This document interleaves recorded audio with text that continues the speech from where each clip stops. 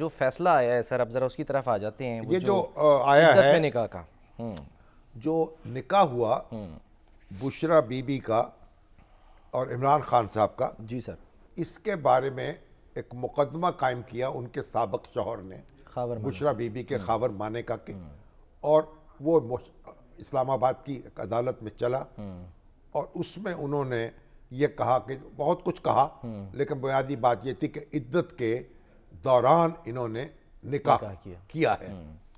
अब अदालत ने उस पर 7 साल कैद की सजा सुनाई, 7 साल कैद और 5-5 लाख जुर्माना। सर इसमें अब इसमें बड़ी तफसील है। इस मुकदमे के कई पहलू हैं और इसके अंदर यानी एक ऐसी सूरत हाल है, फ्लॉज भी हैं, कुछ फ्लॉज भी हैं, कई उलझने हैं, कई फ्लॉज हैं।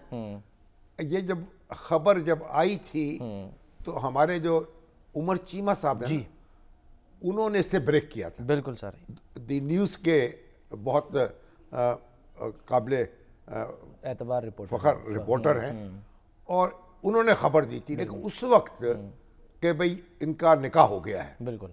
अच्छा सर, दिलचस्प बात यह है कि जो उन्होंने खबर दी उसको फिर तरदीद भी की थी 7 जनवरी को। स्टेटमेंट देखिए, खान साहब ने तरदीद की ना, कामरान शाहिद साहब के इंटरव्यू में तरदीद की थी। अब उमर चीमा साहब हमारे साथ नहीं किया जी, ट्वीट्स किए, पैमरा को शिकायत लगाई और अब कोर्ट में उन्होंने कहा कि नहीं 1 जनवरी को निकाह हो गया था। वापस उसी बयान पे उमर चीमा साहब अस्सलाम वालेकुम। खबर दुरुस्त हो गई जी, वालेकुम सलाम शामी साहब, कैसे हैं आप? ठीक है। ये खबर तो आपने ब्रेक की और अब इमरान खान साहब भी तस्लीम कर गए अगर कि आपकी शिकायत लगाई, मीर शकील और रहमान से नाराज़ हुए, नवाज शरीफ साहब को बेनुकत सुनाते रहे कि वो उनके खिलाफ ये मुहिम चला रहे हैं, लेकिन बहरहाल उन्होंने इसको तस्लीम कर लिया।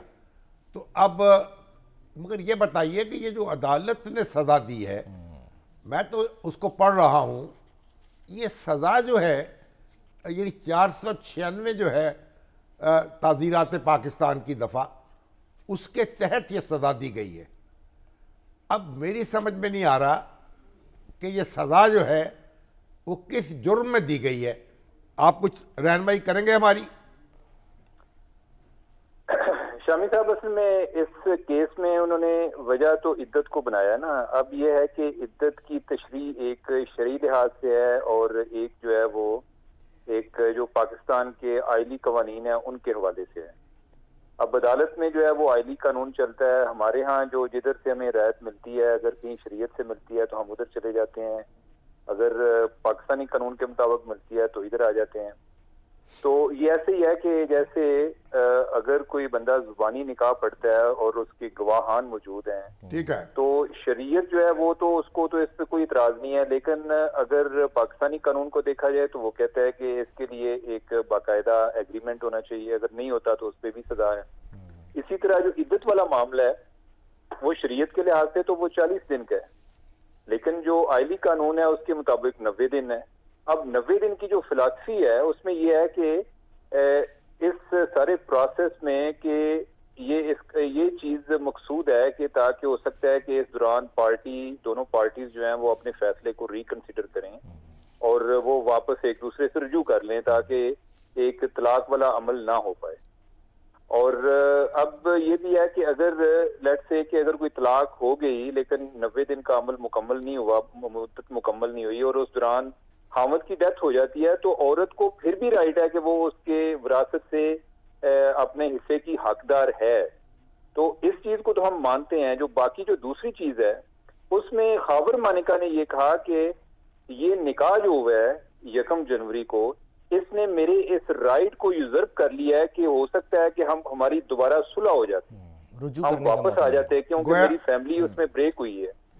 गोया उनके नजदीक उनका निकाह मौजूद था और उस निकाह पर निकाह कर लिया गया, यानी ये नहीं, निकाह मौजूद नहीं था, तलाक हो गई, मगर रुजू का हक था। हाँ, यानी कि ये है कि जो तलाक का उसको मेच्योर होने का अमल है वो 90 दिन के अंदर अंदर होता है कि अगर 90 दिन में वो हाँ अगर वो रुजू कर ले, वो रुजू कर सकते हैं। आपने फोन भी तो किया था ना उनको, खावर साहब को। मगर ये मैं नहीं समझता कि इस तरह की सजा इससे पहले किसी मुकदमे में हुई हो किसी खातून को या किसी मर्द को। शामी साहब, एक तो यह है कि अगर इसको इस तरह से कह लिया जाए कि कोई एक प्रोमिनेंट फिगर का केस, एक सियासी शख्सियत के साथ इस तरह का मामला पहले नहीं हुआ। बाकी यह है कि जब फैमिली कोर्ट में मामला चलते हैं, उधर इस तरह की बहस भी होती है जिसपे हमें एतराज भी होता है, क्योंकि आपने अगर कोई फैक्ट फाइंडिंग करनी है तो वो चीजें सारी पेश नजर ज़ेरे बहस भी आती हैं, और उधर इस तरह के मामला डेफिनेटली होते हैं। उनके बारे में अब मेरे पास यानी कि अगर कोई आम शहरियों का केस हो तो उसकी मिसाल को हम इधर रेलिवेंट नहीं तस्वर करते। जहां तक सजा की एक मुद्दत का ताल्लुक है कि 7 साल सजा ये सख्त सजा है या इससे कम हो सकती थी, उस पे बात हो सकती है कि ये आगे जज की डिस्क्रिप्शन है कि वो इस पे जुर्माना भी कर सकते थे, वो सजा कोई 1 साल कर देते, कोई 6 माह कर देते, लेकिन ये सजा उन्होंने की है। लेकिन कानून की हद तक अगर आप लीगली इसको देखेंगे तो वो तो एक वायलेशन तो कमिट हुई।